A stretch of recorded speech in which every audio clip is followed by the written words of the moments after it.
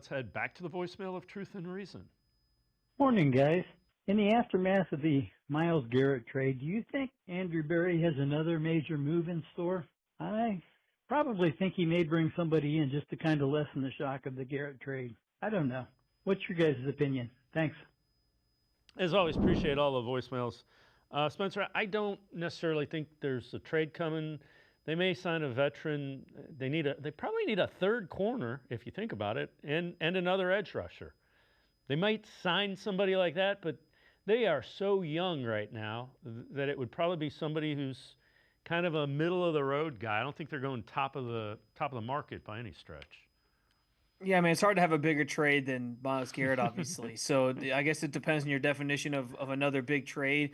But I'll go back to what Andrew Berry said at, I think it was the NFL Combine, and I know you were there as well, Dave, where he was kind of asked about the types of moves that they would make this offseason in terms of bolstering the roster, and how he emphasized that they're not necessarily in a place where they're going to go out and take like that big swing on some star player, or, you know, a veteran maybe like getting later in his career, like close to 30 or getting into his 30s, that maybe puts them over the top for something, because they're just not there. You brought it up, you mentioned it. They're a very young team right now.